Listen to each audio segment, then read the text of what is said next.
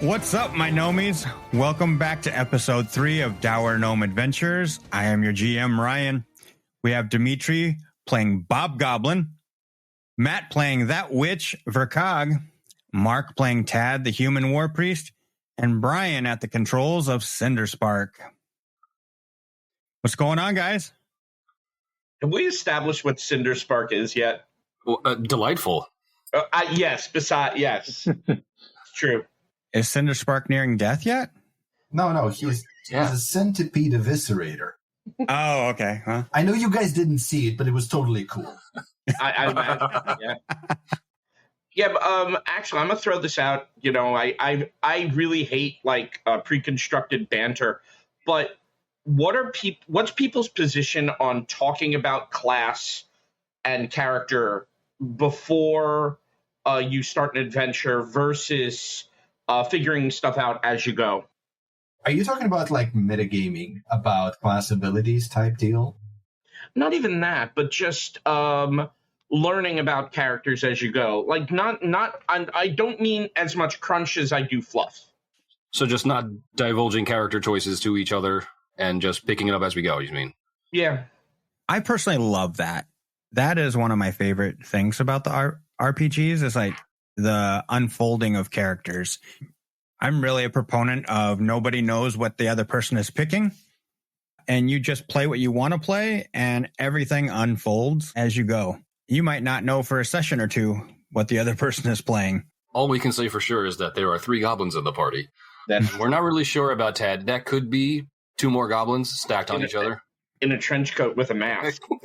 I mean, if the audience really wants to know what everybody's playing, they can just go listen to session 0, right? Sure. Yes, they should have already. They can listen to, session 3, episode 3, and know that everybody, they know Bob is a goblin, and Matt is playing a witch, and Mark is playing the war priest.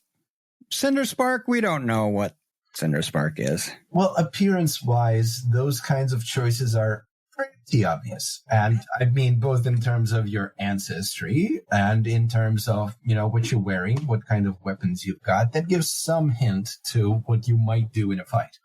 Of course, Bob is wearing just poofy clothing as armor, and he does have a rapier, and he hasn't really stabbed anybody. Not with a rapier, no. He's launched the bolts back. That counts as stabbing. Sure, that is a piercing weapon. Yes. Well, so where do you fall, Matt, on that? I like the mystery of it, but at a certain point, my tactical mind just kind of turns to I would like to be able to figure out what you're bringing to the table, so I could figure out how to make it fit with what I'm doing too. True. Well, let's not forget, this is technically also our second combat, so we're really only showcasing things for still the first time in a lot of cases. Mm-hmm. Sometimes we're showcasing them for ourselves. Yeah, it's also true because no one can see on the light. I did something really cool, guys. I saw it. I trust you. Well, the best part is the guy who saw it can compose a goblin song about it. That's wonderful. The Harbinger of the Void saw it, and he is very impressed with you. That makes me happy. By the way, you guys have heard the goblin song at least once.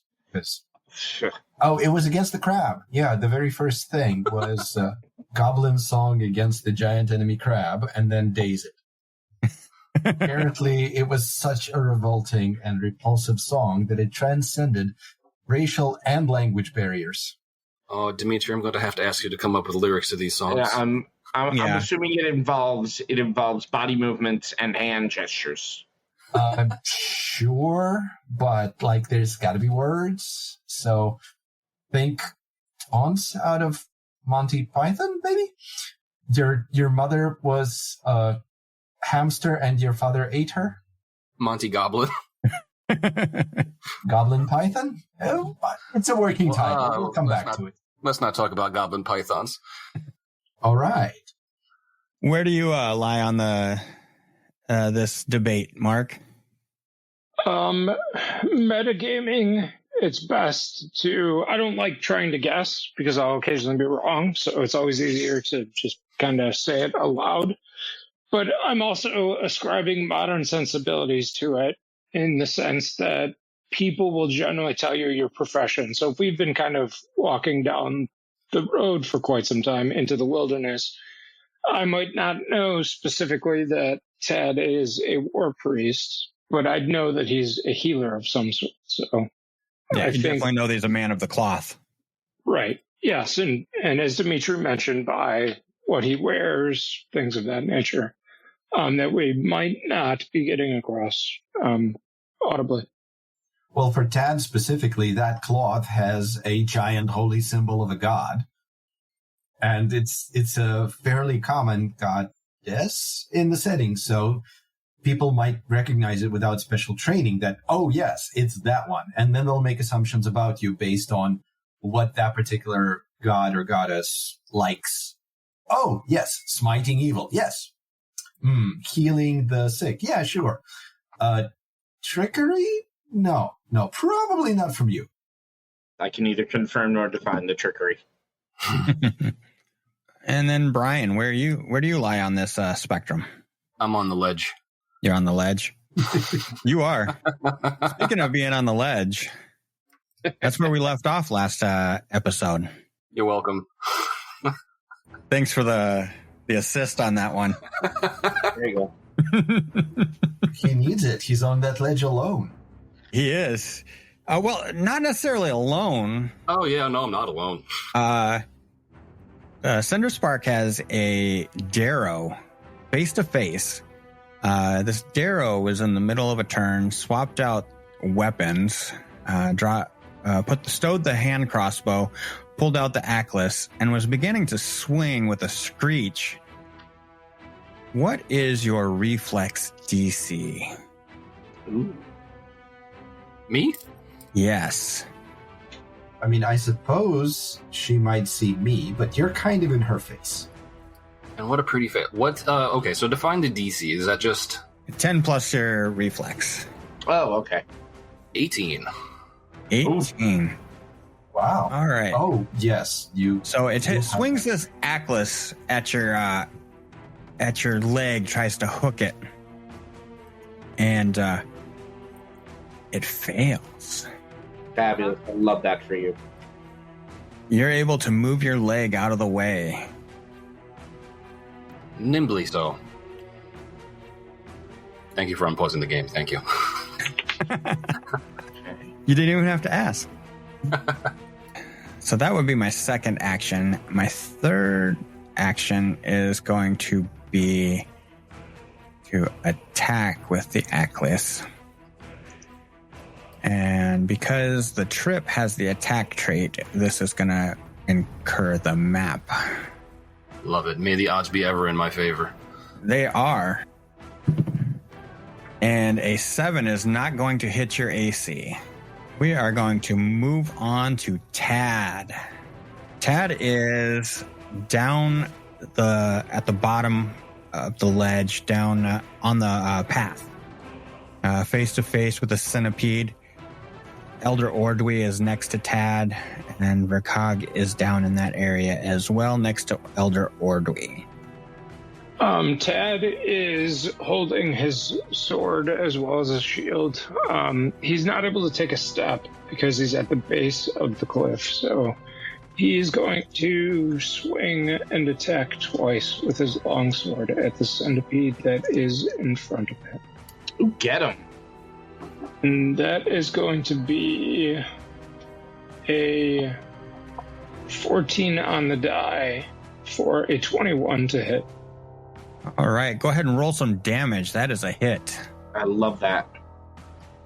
That is going to be a 2 on the die for 7 points of damage.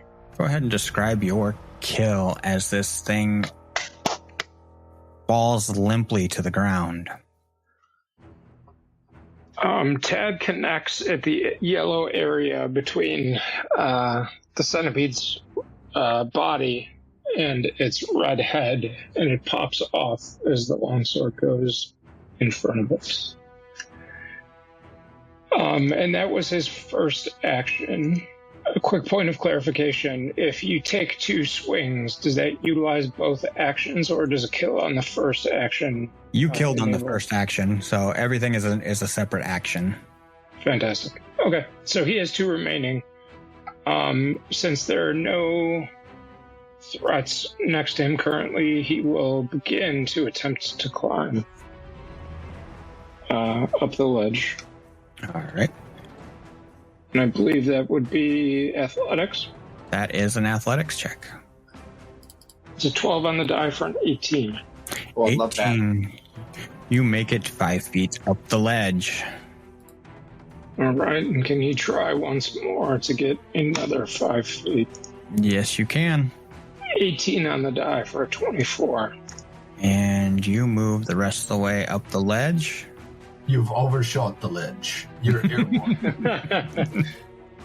Not quite a critical. It was a DC 15, so you were 1 short of a critical. You could have gone another 5 feet up the ledge, but you were already at the top.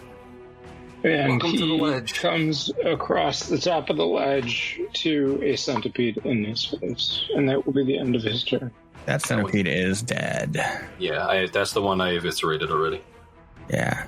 Yeah, you climb over the ledge and you're terrified by the centipede's face, and then you realize there's nothing else.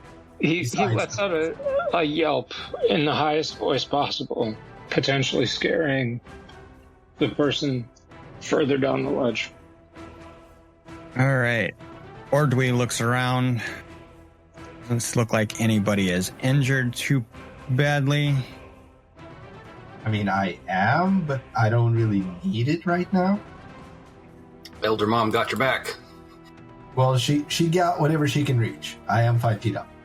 Well, For once, I actually have high ground on her. I feel like you climbed the walls in the house a lot as a child. She's going to climb up right behind Tad. Do athletics.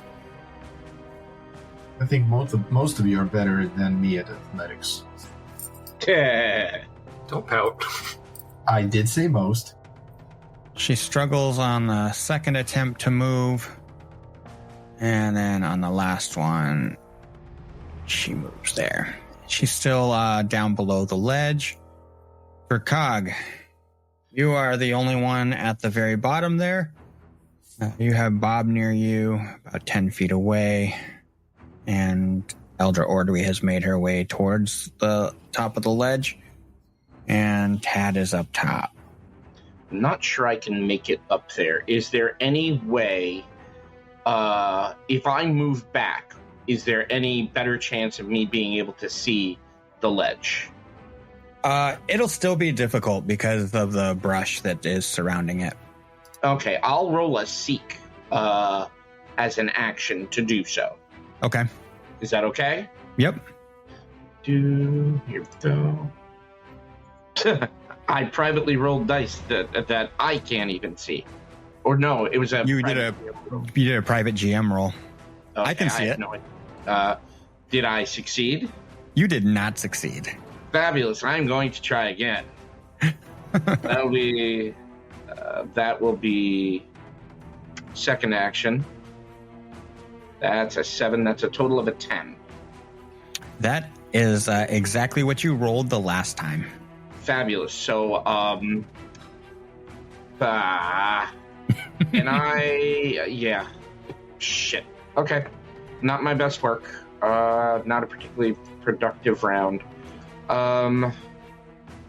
With my last action, I tell the Harbinger to fly above there. So even if I can't see through its eyes, I can kind of get through empathy, animal empathy, what is happening up there. Okay. And that is the end of my turn. Let's go back to Bob. Please. Bob Goblin. All right, so I can see her, but she is 40 feet away, so that limits what I can do. What I am going to do is buff everybody with Courageous Anthem again. Oh, I love that. And that should put the symbol on you guys, no? I have Bless. Yeah, I think that's... So I guess I gotta click it inside my character sheet. I think. Could be. Got it. Ah, that's the icon. And for some reason, it was working last time. I don't know why it's not working now. But my first action, one action, is the cantrip Courageous Anthem. So I inspire you to go punch her face harder. And it's a +1 status bonus on attack rolls, damage rolls, and saves against fear. My other two actions are going to be spent on the one thing she's in range of, Daze. Okay. So I am rolling. This is a basic will.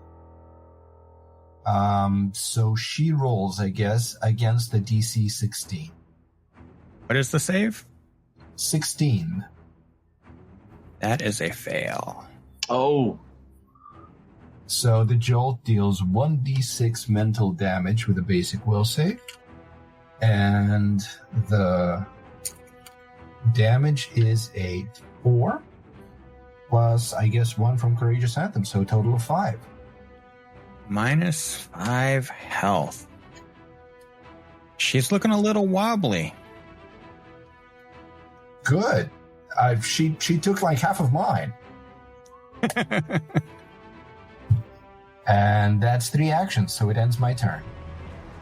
We are up to Cinderspark. Hooray! Well, Toe-to-toe with the Darrow. a knot goblin. Well, Cinderspark, seeing this knot goblin directly in front of them, is going to be slicing the knot goblin with the dog slicer, recognizing that this is not a dog, but, you know, no one's perfect. Desperate times, desperate measures. Desperate times call for a dog slicer. So we shall take one swing. You said it was +1, so it's going to be a 24. Wow. 24. Go ahead and describe Damage? I would probably roll damage, but yeah. No, you don't need to roll damage. Are you going to do a point of damage? Well, yeah. Yes, like that. Yeah. Yes, so it was entirely Bob's singing that inspired me to reach out with the dog slicer and just poke the knot goblin directly on the nose with a little smirk on my little gray goblin face. It's just like, bad, go back down.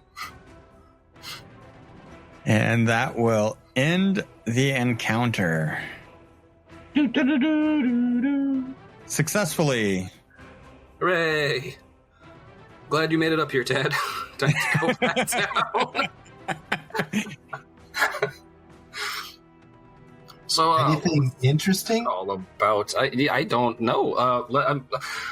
Excuse me. What did you have? Why did you shoot us? And I'm just Cinderspark is kind of just talking to the corpse. Talking to the corpse and just poking it, prodding it a little bit, and it's like, what, why? So just yes, I'm searching the corpse.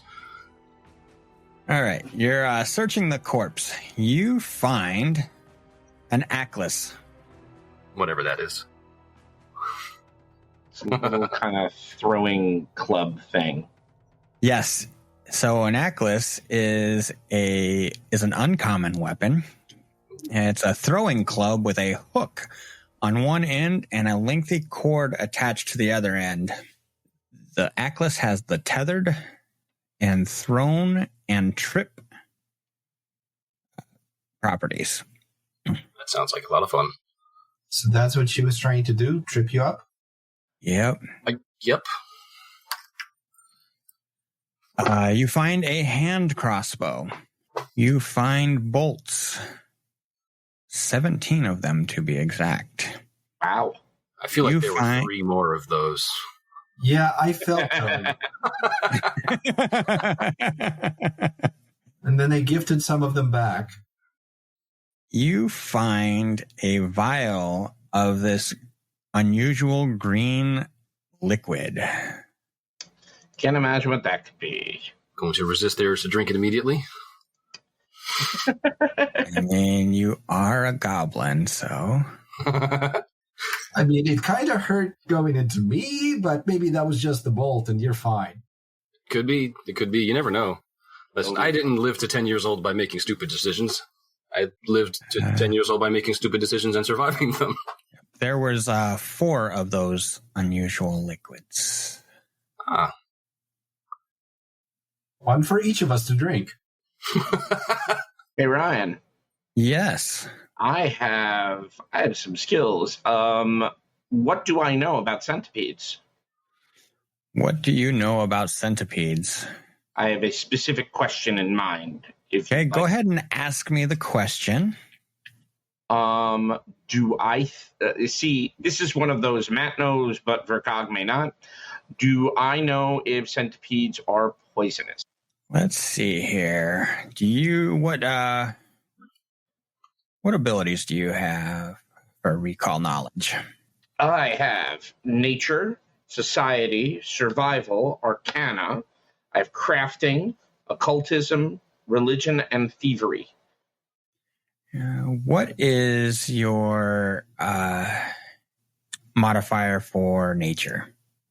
3. 3. You don't believe that they're poisonous. Fabulous. Are they venomous? Or venomous. Are they cookable? Everything's cookable. Well, yes. And are they edible afterwards? We're goblins. I should stop asking stupid questions. Yeah, these are not questions. No, you shouldn't stop asking stupid questions. We're goblins. That's true. And life will be much more fun and interesting. Perhaps I should roll goblin lore about proper preparation of centipede dishes. There we go. Okay. So this is going to be at +5. And that's a total of 15. Do I know any goblin dishes for which these centipedes would make a perfect fit? You know that you could grill it. Ooh. Cook it over an open flame. Well, that's bordering on heresy there. Mom, you'll never let me have grilled centipede at the tavern. Come on, Mom. God. Do what you must. Well, I mean, we are kind of going somewhere, right? Or unless we're camping. If we're camping here, I can totally grill this. Road rations. We would like to get there before the sun sets. It's not going to be good on the way back. It's going to be. We can Actually, take it with us. Ryan, I took Iron Gut Goblin as my ancestry. This is absolutely edible. So you were going to eat it raw. He's going to eat it as we walk, and I'm going to look at him. Just like beef jerky, Just going to snap off one of its legs and suck on it. Yeah. Yes. Like crab legs. Well, it's like a rack of ribs, Just throw the centipede over your shoulder and rip out a leg every once in a while. And we've got 3 of them?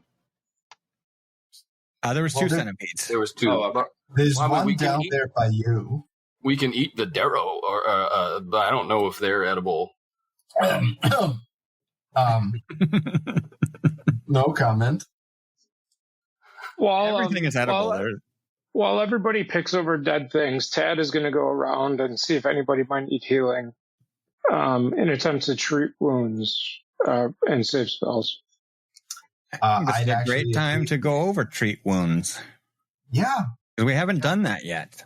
It's true. By the way, was there anything else on the Not Goblin's corpse, or were we done? We got everything. I gave you everything. So I told you that the Atlas, the hand crossbow, 4 unusual liquids, 17 bolts. Gotcha. And There's wasn't wearing anything. No, the picture is not accurate. Okay, cool. And no cash of any sort. No cash. Or like a name tag, or this is why I'm in this place and giving you this encounter at this time. All will be revealed in due time. I mean, not without a name tag and a little text box, but Also, was that lootable? Did you make the thing lootable so we could actually pick up? I dragged it over to the party stash, and you can pull right directly from the party stash. Where is the Love that. stash? Where is? So the party, there's where it brings up the party sheet, and then you can click on stash. Unusual liquid. I do not see stash anywhere. If you go to the actors and you go to party, there should be 2 icons. There's a folder and a piece of paper. If you click the piece of paper, there are 3 tabs: overview, exploration, and stash. Aha! I see. Wonderful. Ryan, any way I can identify the unusual liquid? Unlike the potion of water breathing, it's a potion of stop breathing. You do not possess the required equipment to identify that. Understood. Cool. I mean, we can drink it. That'll be an easy way to identify it. So, we do possess that equipment. Do any of my wounds have the same color as the liquid? You might be dripping a green liquid. It's hard to tell against the color of your skin. Am I generating another vial of unusual liquid myself? Well, let's go jump over to Tad here, and let's talk about treating wounds. What's that entail? So Tad has the ability to treat wounds out of combat, utilizing his healer's kit and his medicine check. He can spend 10 minutes healing one living creature, an injured living creature generally. And whether he succeeds or fails, he's no longer able to attempt that for a 1 hour period. So, I have a question about that. I have the medicine skill. Can I kind of work as a nurse for Tad and assist him on that? And yes, you can aid. Okay, how does aid work? You will roll a medicine check as well. Okay. Your DC is going to be 15 to give him a +1.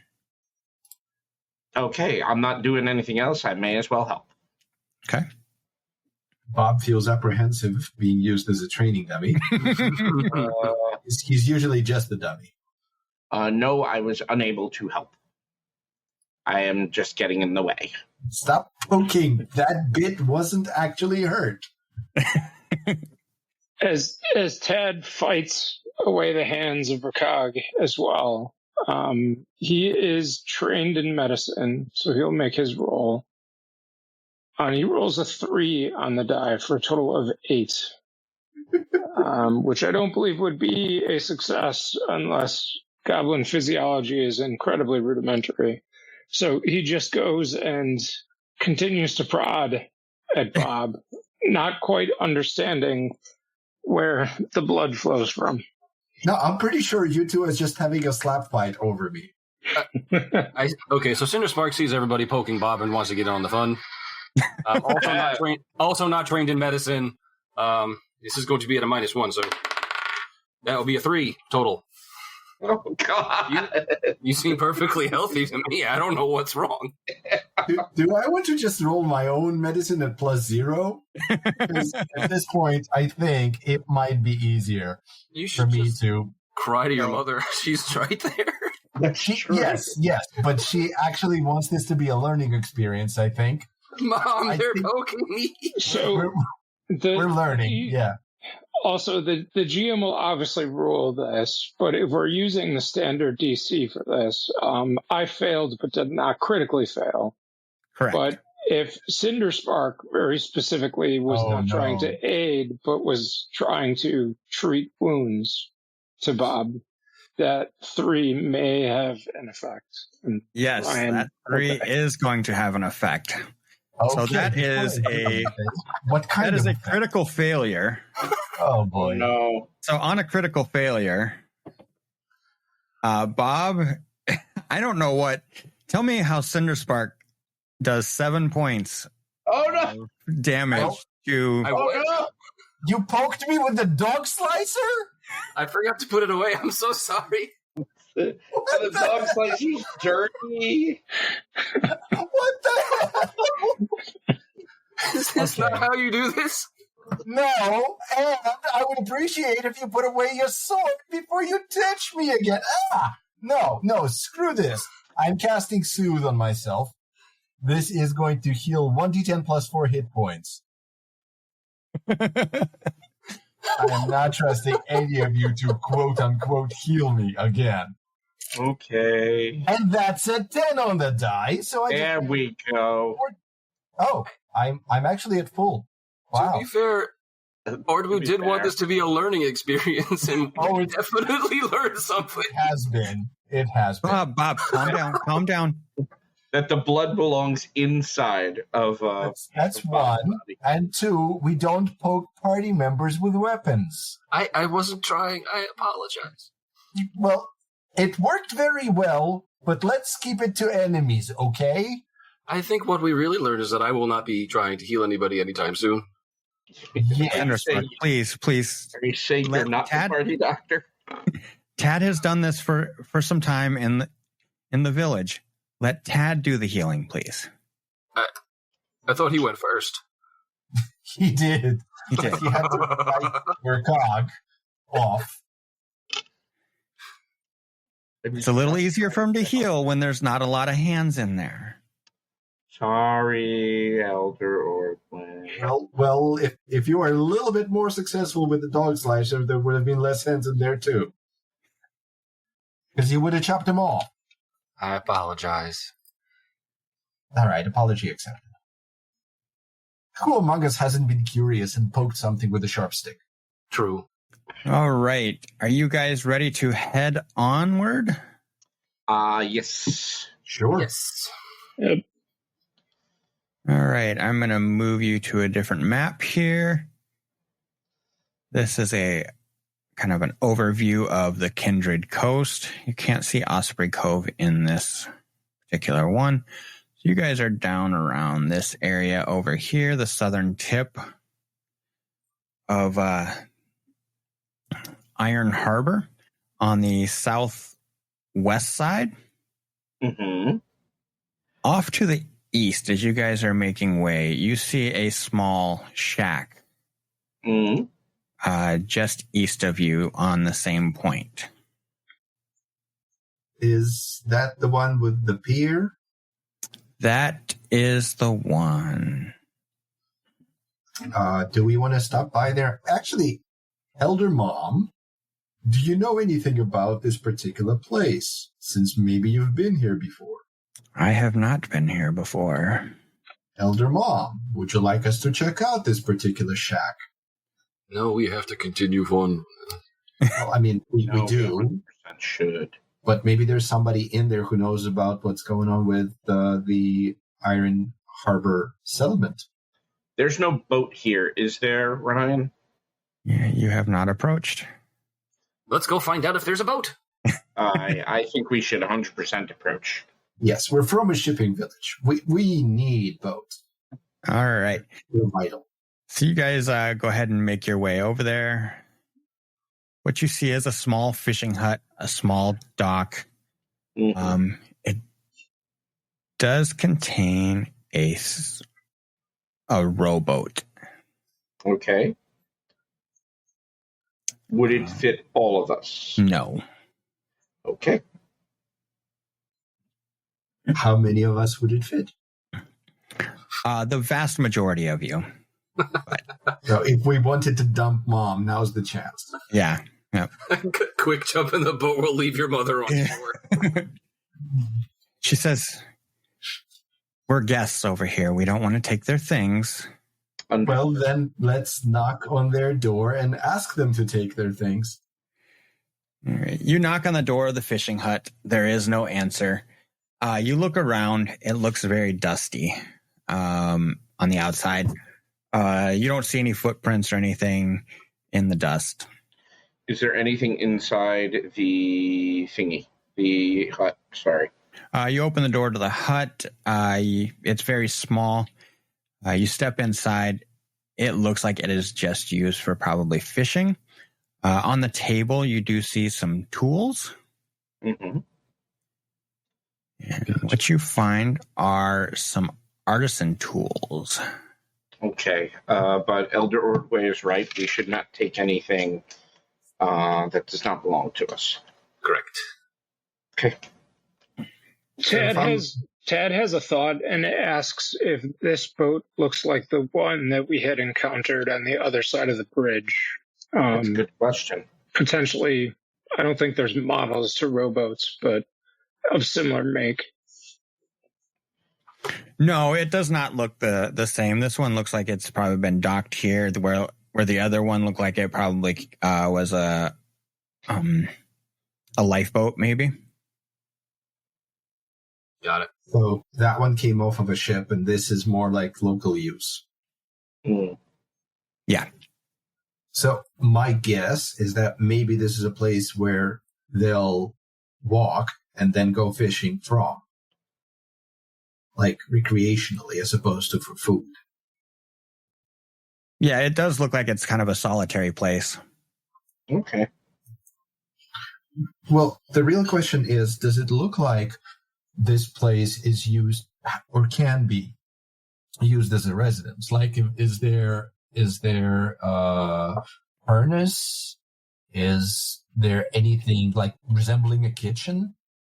No, it really doesn't look like anything. It's livable quarters. So It looks like the table was used for Like cutting up fish? Yeah, cutting up fish, preparing fish after they were caught. And otherwise, it's just like lines, nets, and so on. Yeah. Right. Yeah. Okay, so then I guess this isn't a residence, and I don't think this boat will take all of us anywhere. Anyway, so I guess we can just proceed if we don't want to take any of the tools. No, I would. With the rowboat thing in mind, I don't want to take anything.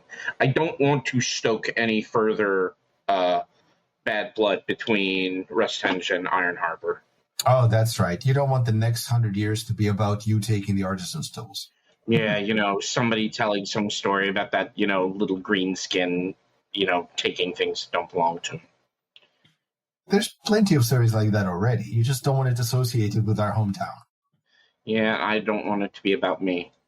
Ryan, across the way, do I see that island? Mm-hmm.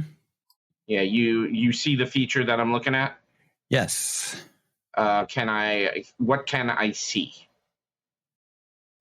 From there, you see, it's really hard to make out. It is actually elevated from where you are. I was about to say, those look like cliffs. Yeah. Oh, yeah. And it would make sense, just generally speaking, that if you've got a harbor, there might be some sort of a light fixture in order or to... a bonfire, yeah. Yeah, good call. Okay, shall we make our way along the Found Coast Road? It's not the Lost Coast. I hate you so much for that.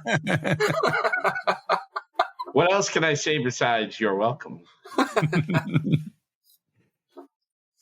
All right, so you guys make your way up along the coast of the harbor here. The rest of your travels goes uneventfully. I'll give you a little description here. The village of Iron Harbor stretches across a wide but shallow harbor running east to west, boxed in by stony peninsulas. The village sports a single-slip shipyard and dry dock with supporting workshops.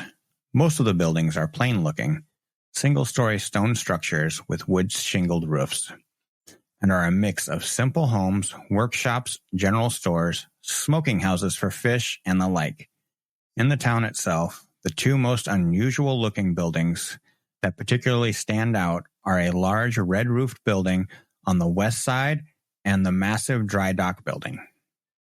Okay. As you approach the edge of the village proper, you notice a muscular human-looking woman approaching quickly in a hurried walk. She is wearing full-plate armor and armed with a greatsword. She holds up a hand as if to tell you to stop. As she approaches, you can see a cautious look on her face. Before we get to that, where exactly are we on this map? In that, Yeah. because there's a fork in the road leading to like 3 houses in front of what looks like shoals. Cliff with rocks. Mm. Did we turn off there to investigate those houses, or are we approached before we get to that fork? Yeah, I would. Go ahead. I would have want to investigate the houses before we got into the city, the town proper. If we're stopped before that, totally fine. Well, I will come back to that part then. Okay. It's okay. She's in full plate. It'll take her a while to go up the road. Yeah, it's true. All right. So yes, you see these 3 houses as you approach. This is not the town proper. Is this like on a cliff? And this is a cliff overlooking the bay. But they are, in fact, houses and not anything else. They are houses. They are in really bad repair. Okay. They're warehouse. Don't even look like they were quite At finished. full moon, they will change okay. into something else. So there are 3 partially completed manors, and they look like they've just been fallen into ruin. Like they just weren't completed. Nobody's taking care of them. As you approach, you can see just like there's mold and decay, shutters off the windows. Does Elder Ordwy know anything about this? She doesn't know anything really about Iron Harbor. She has never been here. Oh, so this is a kind of just we've kept. Yeah, you guys are all brand new to Iron Harbor. Wow.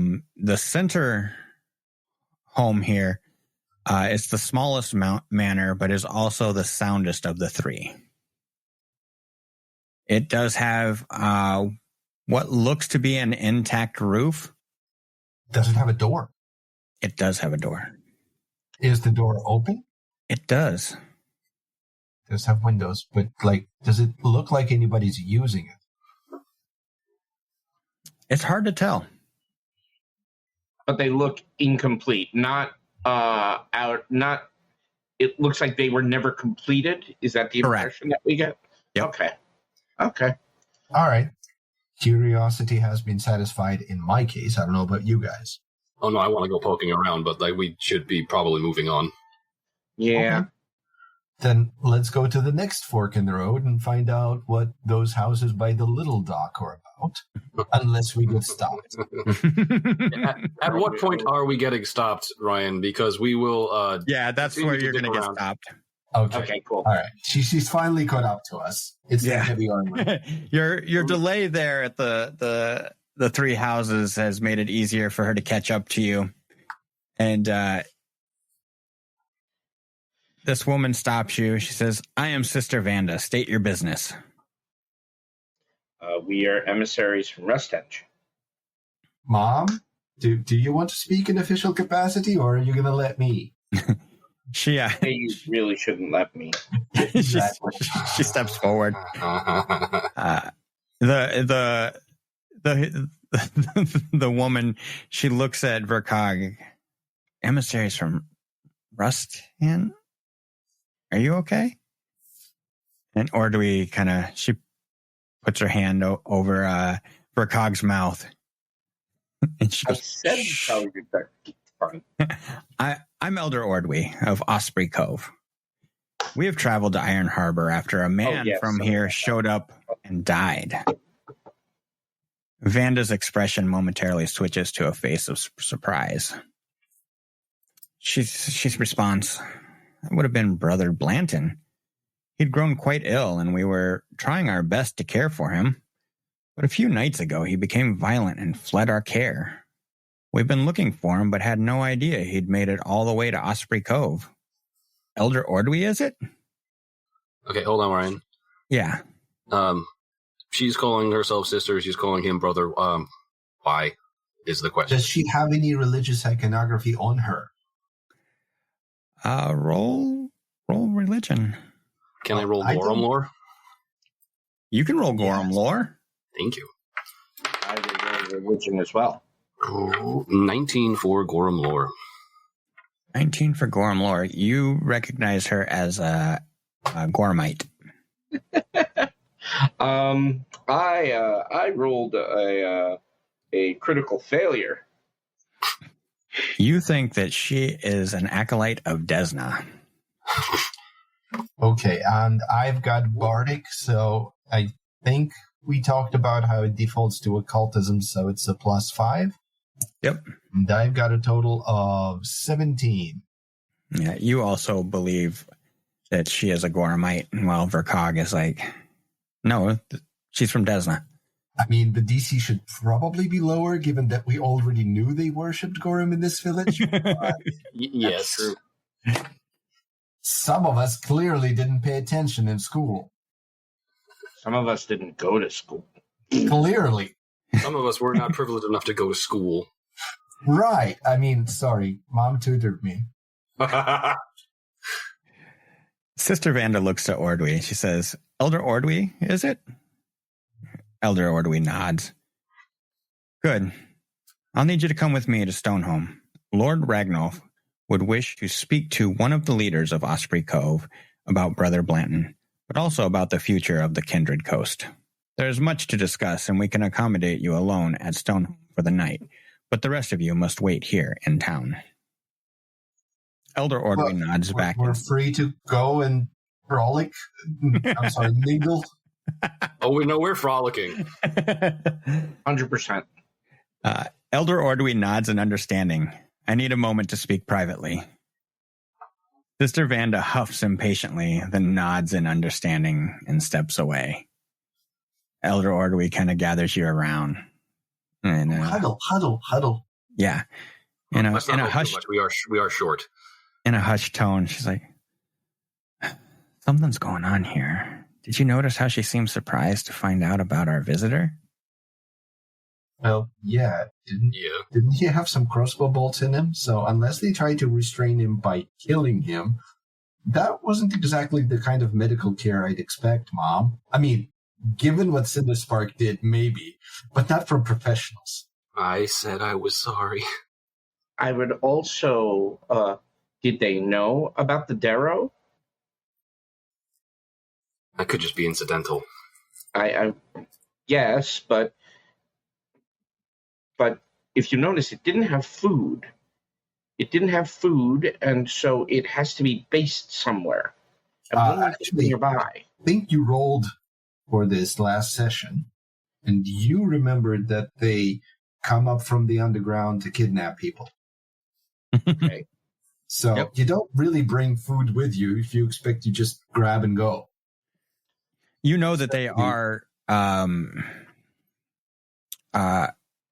susceptible to damage by sunlight as well. Okay. So they wouldn't want to be out here. Mm-hmm. And also, I think you might have mentioned, or somebody might have mentioned, that they enslave and or eat surface dwellers. So you don't bring food when you're going out for food. Okay, fine. And Elder Ordwy, she kind of secretly points over to a ship you see docked at one of the piers of the harbor. She said, and that's a Thessalonian ship in the harbor. That has to mean something as well.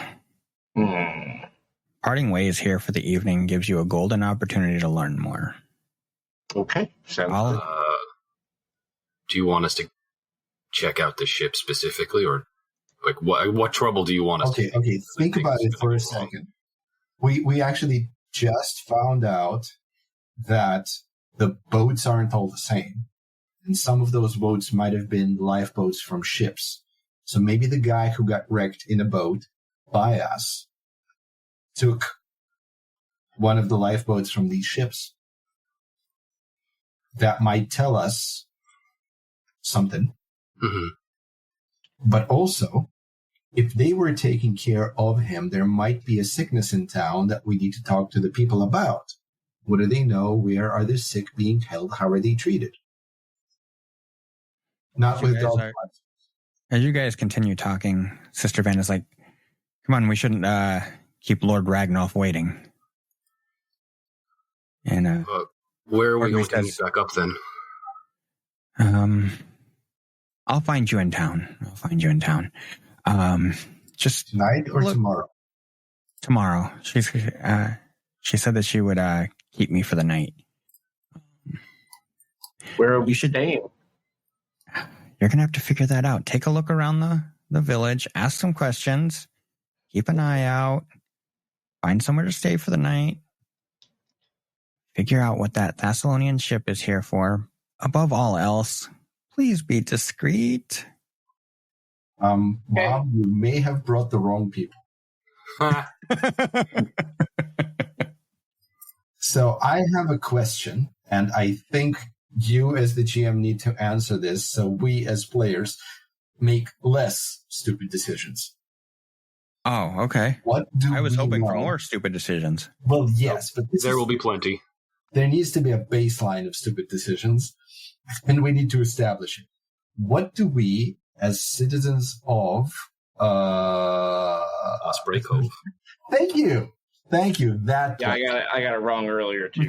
Right. What do we know about Thassalon? Like, she's pointing out the Thessalonian ship like it's supposed to mean something to our characters. But we don't necessarily know out of character what that means to our character. So this area is New Thassalon. It is ruled by Belimarius. Yeah, I think so. No, it's claimed by Belimarius, is correct? Yeah, well, it's ruled by her now. Parisia has been kind of broken up a little bit. Right. Yeah. Well, like the island itself was like they've been leaving it alone to the best of my recollection. Exactly. Yes. Right. So essentially, we know that generally speaking, there is a power in the area that's claiming the entire area. Yes. We know that generally speaking, they've left us alone. Mm-hmm. But we kind of know that they exist and what their ships look like because we've probably seen them on the horizon. Yeah, she's aware of like the flag. Especially given that we have a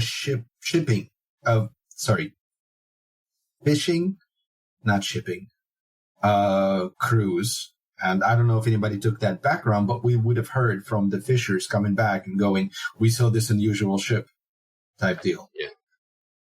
I don't have the background specifically, but I talked to Ryan. I basically kind of amalgamated two of them. So now I do have Zin Adaceril lore as part of my background. Mm-hmm. So if I need to make checks on that, you'll let me know. Yep. And I think I took Thessalonian as a language because it didn't come with my background, but I had to pick extra languages for my intelligence. Well, look at you. Sounds good. So if we want to actually go up to the ship and start asking questions, which is an incredibly stupid idea, but if we want to, I can. Well, it depends on how you go about it. You don't have to ask direct questions. You can be a little bit more discreet and actually talk around it. I can, but do you really expect that to be what happens? Do I expect success? No. What sorts of people do we see here? Is it just humans? Do we look conspicuous being goblins? You do look conspicuous being goblins, and yes, it is vast majority humans.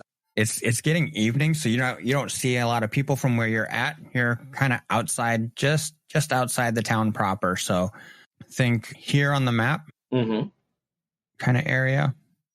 Actually, let's look over at those houses. That fork doesn't seem very far. Is anybody watching us from windows?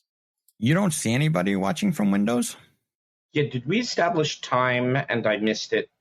It's evening time, just as the sun's starting to set. Okay. Right, because we left in the morning. Yep. And this took all day. Yeah. No time like the present to figure out places to stay and eat. There's got to be a tavern, right? Well, generally speaking, that bright house looks like something that made specifically bright in order to attract attention. It's the Red Roof Inn, yes. Magenta roof. Yeah. All right. So, two things. I'm going to say three things from where you're at really stand out. One is the red roofed building. There is this large building that is the dry dock. And then there's a ship here that Elder Ordwy was pointing at. Off in the distance, quite a ways, is a stone building. Elder Ordwy has started walking with Sister Vanda in that direction. So that's probably the Goromite citadel of some sort. Yeah, that makes a lot of sense. Well, yeah, I believe all churches of Gorum are essentially just also forts. Makes sense. So, I mean, you could pick a building and go to it. You can do a gather information check. Oh, I'm good at those. It does seem that the Red Roof Inn is at the foot of the dock that the Thessalonian ship is docked. Is that correct? Correct. Yeah, I think we should definitely do a gather information since we're good at that, Bob. But maybe we do it in the inn or tavern. Well, the thing is, because of my background, I got the skill feat Hobnobber, which, again, I'm still calling Gobnobber. And this means that the gather information exploration activity takes you half as long as normal, typically reducing time to 1 hour. So in the time you guys gather information somewhere, I could gather information twice. Great. So if there's a specific place you want me to look, I can. I mean, the town's only so big. Assuming you say that in character, Tad kind of scoffs at the suggestion that you go elsewhere, especially if something is afoot. All right. Well, Or maybe that's for the best. Come on, guys. And Tad begins walking towards the tavern. All right, let's stick with the token human. tavern it is. The token human. Well, yes, we'll use the token human to distract the probably not used to goblins people. Yes, because we are basically a walking encounter. Right. We'll lure them into a conversation with the human, and then I take over. As you start approaching town, you do see a few humans. You are getting people pointing at you and looking at you and then whispering in hushed tones. Cinderspark smiles directly at them. I walk over to the whispering and join the whispered conversation. What are we whispering about? Bob? No, this is my gather information. I'm rolling diplomacy. As soon as I find out where diplomacy is. Oh, there it is. It's actually a +6. Go ahead and roll diplomacy. So that's a 17 on the die, which makes it a 23. I join the whispered conversation about me. All right. Let's see here. And then just generally start talking in normal tone and just gathering people around me. Because they're going to have questions about what the hell am I? Normal tone or normal goblin tone? Let's start human tone. They look at you. Maybe you should try Elsie's, the building over there. The one with the red roof. It's the closest thing we have for a town, an inn in town right now. It's not the most comfortable place to sleep, but it'll keep you dry. That's exactly where we're going. And as a matter of fact, if you'd like to enjoy a lovely song this evening, you can follow me. And they turn and walk. Right. I turn to Cinderspark and go, is this how Goromites usually react? I think that's just humans. Humans are weird. Yeah, they're weird, but like this might be part of why our village is separate from this place. I don't know. Ryan, can I answer that question? Do Goromites not like music? Sure. They like music just fine. Do humans not like music? I don't have human lore. Society would be human lore. I do have society. I'm asking Tad. Tad, what can you tell us about your humans? Tell us about your people, Tad. Sing us the song of your people, if you're allowed. Ryan, since I am a human, it's not human lore, it's society, you said, right? Yeah. I mean, yeah, I also have society. I mean, you have played for the commune at Osprey Cove, so everybody seems to enjoy your music just fine. Right, but maybe there's like some sort of a special marching song that I need to be playing for them to actually start acting like they're enjoying themselves in the tavern. This is because they are small town idiots, correct? You are strangers from out of town. And they are small town idiots. Yes. It feels like that scene in Blazing Saddles. Yeah. Dad whispers, do you know Camptown Ladies? That will be a huge hit. I'm actually going to ask Cinderspark about what Gorum lore says are the right kinds of songs. Oh, that's a good one. You can sing. Yeah. Can I? Yep. Can I give suggestions? 16 for Gorum lore. What song should Bob sing to invigorate the people of what the hell's the name of this place? Iron Harbor. Yes. Yeah. Iron There's Harbor. There's Got to be metal. so many. You make it up. It'll be canon.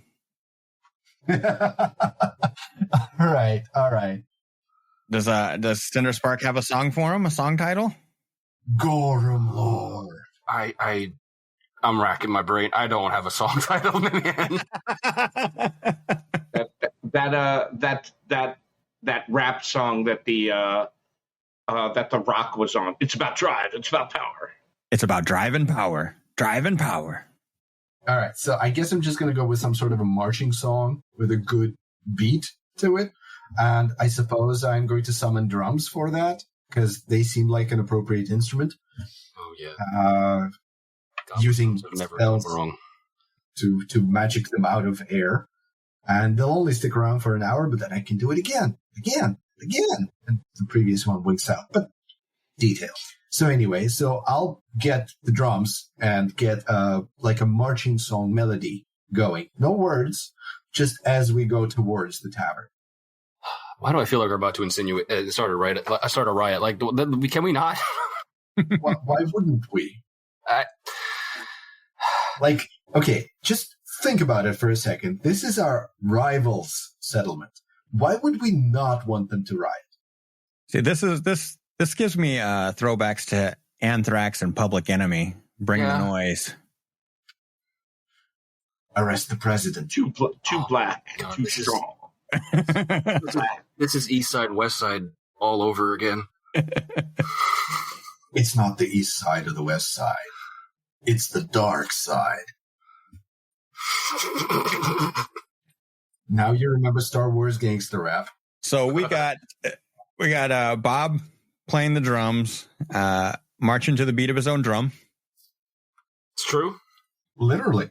Are you guys walking to Elsie's? Are you going to gather some more information? I think we should go to Elsie's. I think we just go and watch the people see a goblin marching band. Well, actually, this is a good question. If they expect us to just bed down for the night at Elsie's, it might not be much of a tavern. So maybe we should probably go there and see what's actually happening there first. Fair. I send the Raven to go look at the Thessalonian ship and to bring me anything interesting it sees that is loose. So something shiny. Maybe. Yes. It's a Raven, something shiny. Okay. Are you waiting outside while this is happening, or is this something that's happening while you guys are going indoors? While there's musical instruments and singing and attempts at entertaining going. Okay, but while you're outdoors. Yeah, sure. Okay. So yeah, the Raven flies off. You see it perch on the ship, on the mast. Mm-hmm. It's just up there like cawing. Somebody must have thrown something up at it. You see it like fly away, and it kind of swoops down, and you hear rah, wah, rah, rah. Kind of flies off, and it comes back to you empty. And you get the idea it didn't really see anything sitting out You forgot to refuel your raven. It's empty now. That's it. I offer it corn. That's something you could sing. Yes. Corn, the band. Or corn, it's got the juice, it's got the juice. Yes, one of those. Not sure which would be appealing to Gorham. Combine the two, dude. So you guys step into the Red Roof Inn, also known as Elsie's. Mm-hmm. The main room of this building smells of baked goods and strange, bitter odors one might expect in an apothecary's shop. Ooh. The room's decor seems undecided about whether it wants to be a tavern, a curio shop, or an alchemist's laboratory. The low shelves that line the walls display a staggering mix of elixirs, unguents, jars of glue, fresh baked goods, cutlery, mugs, and the occasional smoke stick or bundle of tinder twigs. We are in the right place for this party. My new favorite place. As everybody gets in, a small halfling woman approaches. Oh, you're new, ain't you? Where you come from? You here from that fancy ship over there? Or did another weird ship come floating in when I wasn't looking? Oh, no, we're from Osprey Cove. Yeah. Osprey Cove? Nah, you can't be. They haven't talked to us in ages. Well, you're looking at them. Yeah, they're all too busy being stuck up and being part of a cooperative commune and talking to birds or whatever. Hey! All right, a lot of those things are true, yes. I mean, yes, but you have a wonderful shop here. I'm just wondering how you're how you're doing. Like, this place is amazing. I did not expect it in a Gorham village. I know. It's nice to finally find somebody of a proper size. Wait. This is a Gorham village? I thought it was Desna. Desna? Where did you get that? No, Vercag, no. Okay, I'm going to ask Mom to tutor you on the gods and their symbols, okay, when we get home. This is just like, you've been slacking. Excuse me? You're excused. Anyway, you are delightful and so is your shop. Everything is within reach, as opposed to the tall folk stuff. Oh, and you have such curious things on the shelves. Did you bake the baked goods yourself? Yes. Amazing. I do everything in here. Oh, can you tell me what this vial is? I take one of the unknown vials. Unknown vials. Yep.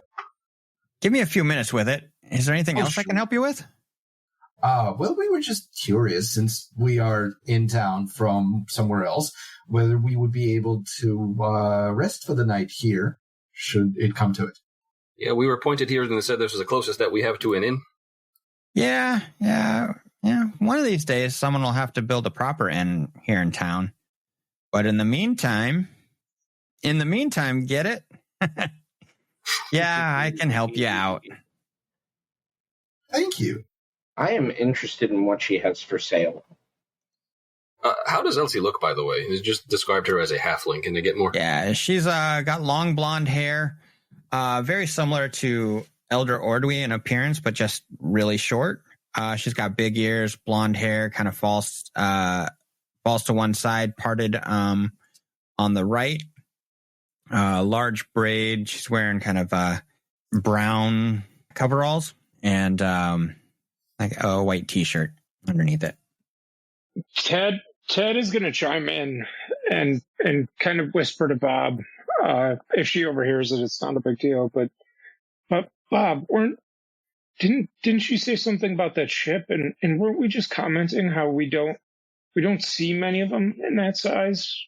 Yes, but let's have her come back with the analysis of the thing, and then we can talk more about the thing, and then her guard will be down less, even more than now, and then we can, move the conversation towards what's going on in the place and what's that ship about. Okay, my ears perked up, and I don't want to get lost in purchasing. No, that's great. That's great. When your ears perk up, that means you're listening.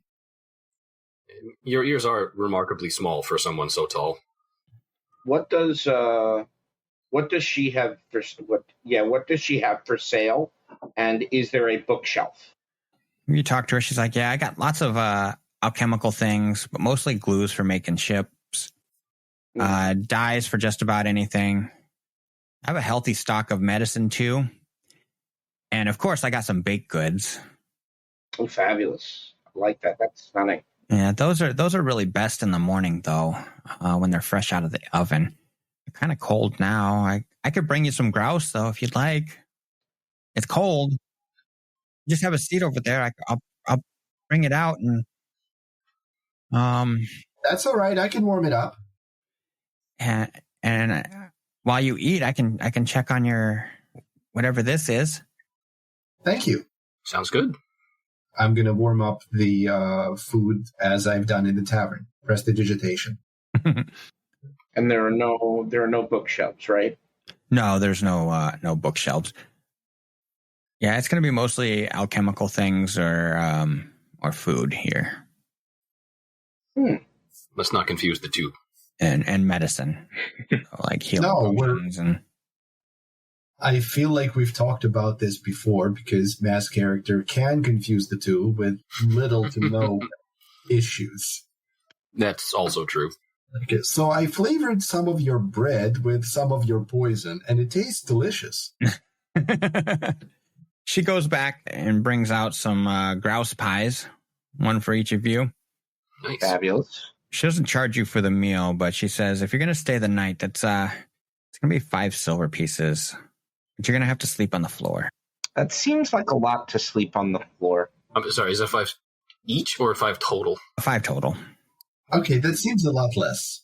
Yeah, I was more than a little concerned. Well, considering that they don't actually have any place in town where a stranger could sleep, she's kind of got the market cornered. She does. I feel like I've slept outside before. Yeah. She brings you the grouse pies. I'll be back in a minute. In a few minutes. It's probably going to take me 10, 20 minutes to figure out what this is. Okay, so I'll let you guys eat first by gently warming and or flavoring your food as you wish. I don't know if anybody else took prestidigitation, but that is something I can do and have done. You've seen me do it in the tavern before. At home, I mean.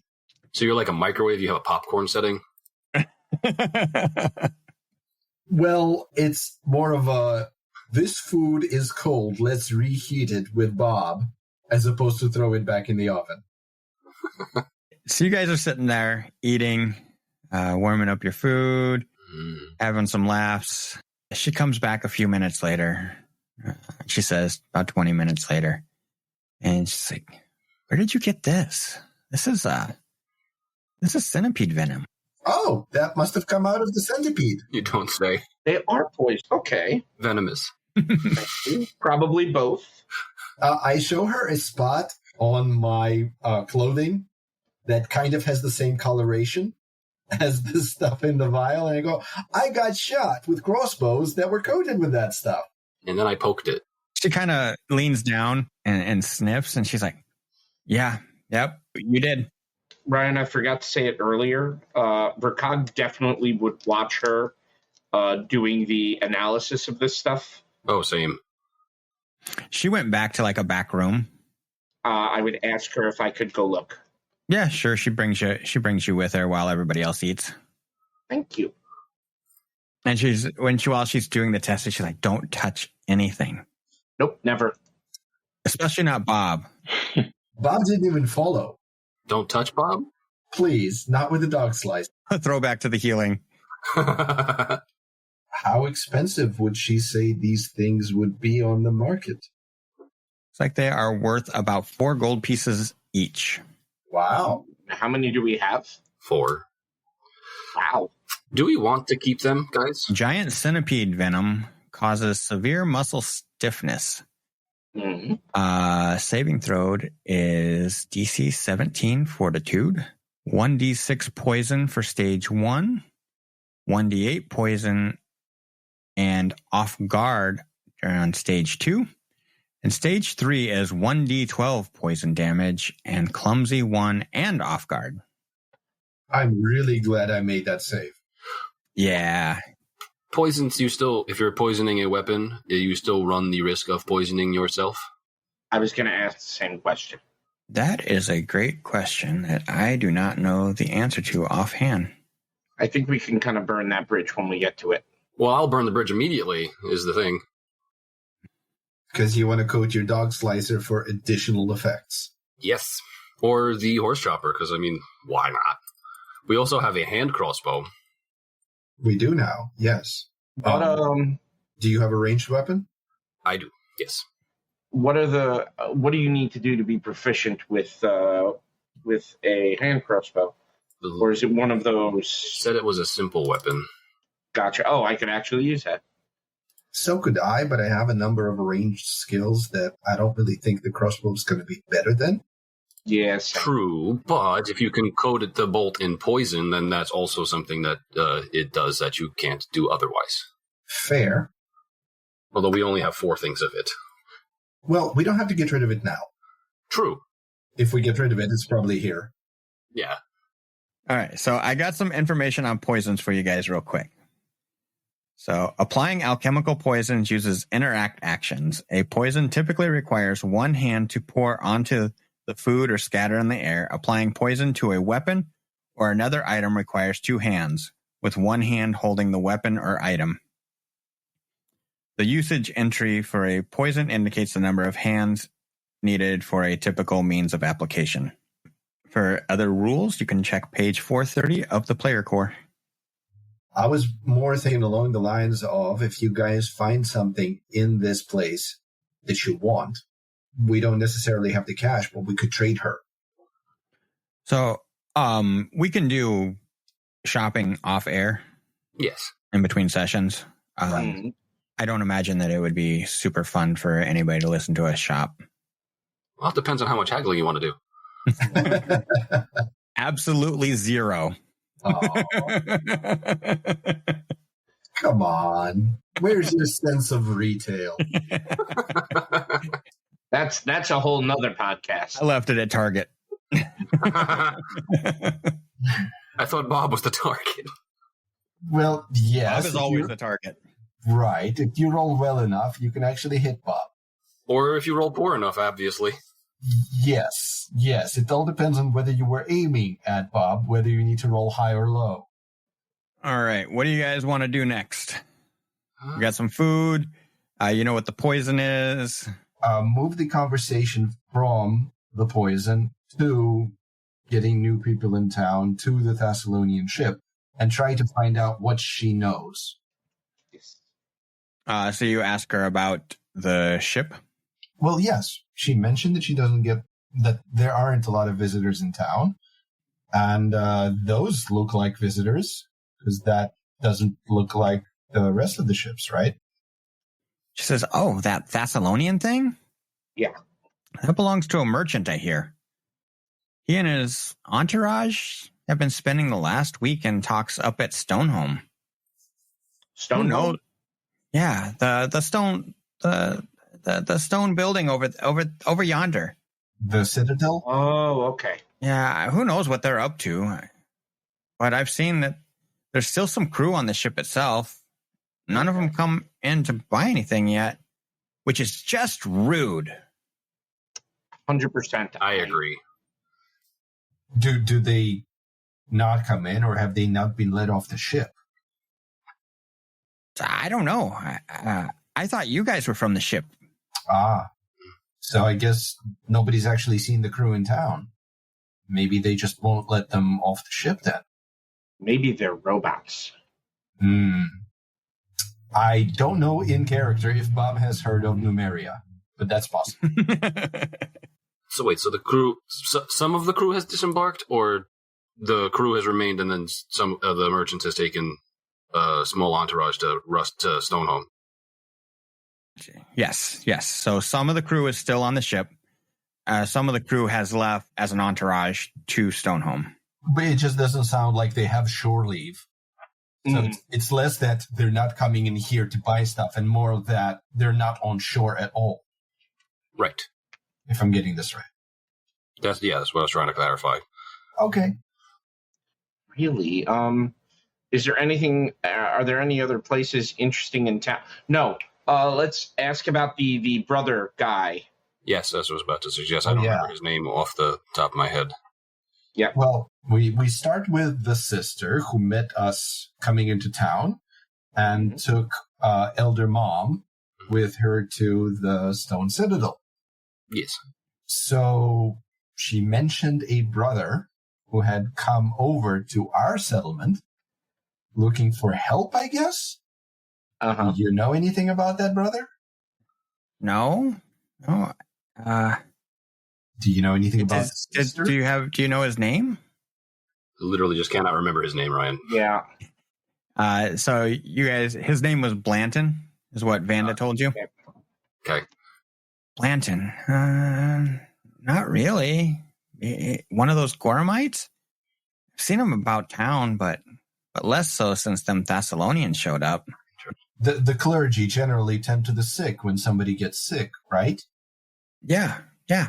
So have the Goramites been tending to anybody sick? Is that why you haven't seen them in town? I haven't seen anybody sick. I mean, that ship came in about a week ago and then shacked up in Stoneholm. Things have been fine here about lately. Okay. No strange sickness spreading that I know about. Wait a minute. Should I know about something? Well, that's actually what the sister said, that they were caring for this brother. And then he left, and that's how he got to our village. So if she said they were caring for him, that's why I was asking if anybody was sick. Like, if that was just him being sick or something, I don't know. That's the question, because, I don't know what the clergy in your town does. I'm not from around here. I don't know anything about anybody being sick. Well, maybe that was just in the Citadel, but the Thessalonians are there and Mom is there tonight. Oh no. Yeah, I don't know. I mean, some of them Goramites kind of stick to themselves. Let's talk about a different subject on a lighter note. There's this gigantic building. Is that where you guys, the town, works on ships? Yeah, that's where we build our ships. It's the dry dock? Yeah. Out of character. Our village, I get a sense, is smaller and doesn't have a dry dock? Correct. So I'm going to ask her about the dry dock because I've never seen one. Yeah, they build ships in there. If ships are broken, they take them in there, and they're usually in there for a while. And you sell them glue? Yeah, make good money selling glue. What kind of ships are you building? Legos. Sorry. How'd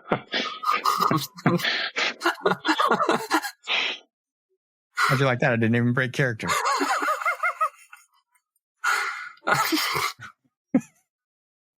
God damn it, Ryan. They nail them together, but glue helps seal them. Right. Got to be waterproof. Don't you know anything about ships? I do. That's why I was asking what kind of... Not all ships are the same. Okay. You know what? Maybe we should go over there and we should look at those ships.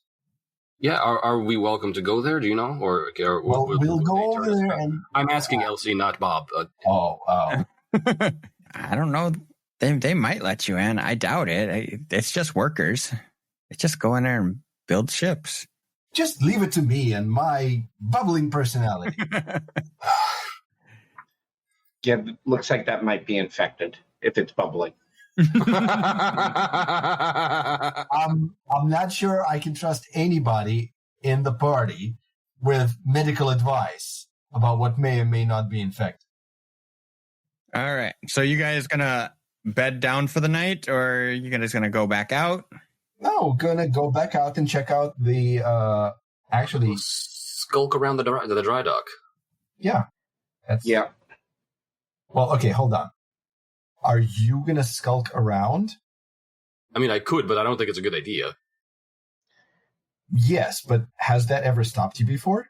Yes. Can we skulk down to the end of the pier and see if anything's near or on that ship? Yeah. I probably should not be skulking. All right, so let's talk stealth. Actually, no. With this character, I think I might actually be stealthy. Let me not speak. Hold on. This is a mechanics question now. This is going to be an exploration time activity, and you mentioned follow the leader. We do have somebody who is stealthy, so theoretically... Yeah, but follow the leader, doesn't that require somebody being... No, it's follow the expert. Expert, yes. And you have to be an expert. Yeah, not an expert yet. Oh, so we don't have the... You don't have an expert yet. Okay, all right. So that was my misunderstanding. But we can use avoid notice, which is based in stealth. Well, my real question is, among the party, who is actually trained in or good at stealth? I am. So theoretically, the two of you could skulk around the Thessalonian ship, and myself and Tad could walk over and maybe talk about the dry dock with the dry dock workers. Because that's not going to require stealthing around. Unless you want me at the Thessalonian ship to talk Thessalonian at them. Why? You're not seriously suggesting we split the party in the middle of the night in the very first village we came into. But it's at the Omnis. Tradition. What do we anticipate learning from the dry dock? Because out of game, Mark is more interested in the ship that came in rather than what they're building here. Okay. I'm actually, I would be interested in what kind of ship, because again, Elsie doesn't have a question. It's like, if they're either building like merchant ships or they're building warships. Like, this is actually good information to have. Okay. On you can go over to the some level, we're actually part of a rival village. So the more we find out about this place, the better for us.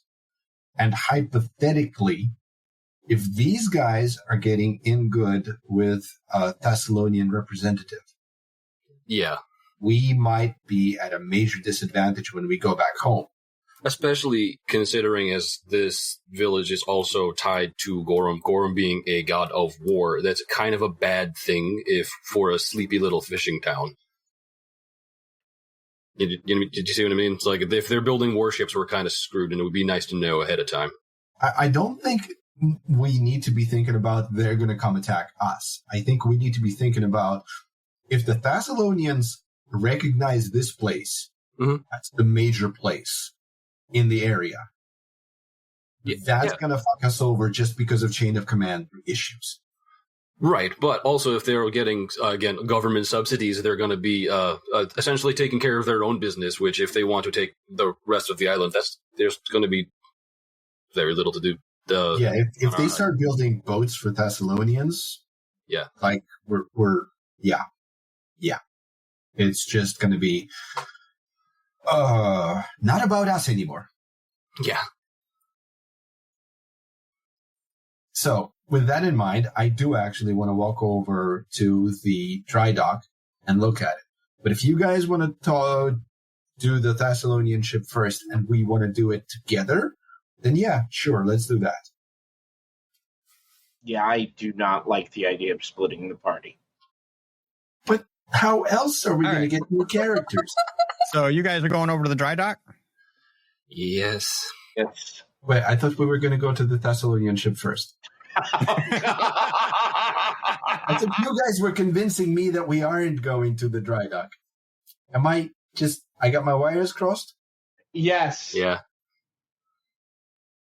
Okay. So you guys make your way over to the dry dock. You find the door. You give a hard knock, and nobody comes to the door. Nobody's watching the perimeter. Yeah. Nobody's watching the perimeter. It doesn't look guarded or anything like that. Well, what's the worst that can happen? Somebody's going to steal an incomplete ship? All right. This isn't Grand Theft Rowboat? It could be. I would play Grand Theft Rowboat. I would. You guys spend 10 minutes outside the thing, outside the dry dock, arguing about Grand Theft Rowboat, and the door swings open. What's all this racket? Oh, hello. Hi. And that's where we'll pick up next week.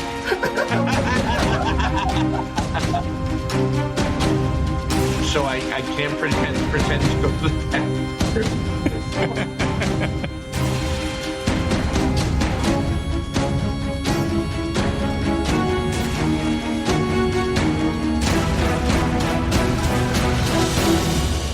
Thank you for listening to Dour Gnome Adventures. If you enjoyed our show, check out our website, dourgnomeproductions.com, for links to our social media and Discord community. Also, don't forget to leave us a review on your podcast app of choice and share us with your friends who might enjoy our show. New episodes drop every Monday.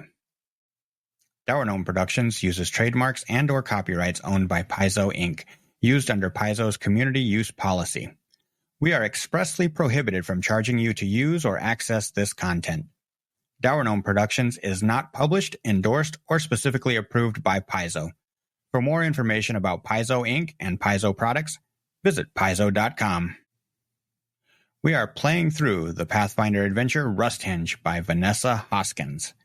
Music and sound effects for this podcast by Michael Ghelfi Studios, Filip Melvin, and Kevin MacLeod. Dour Gnome Adventures is the property of Dour Gnome Productions.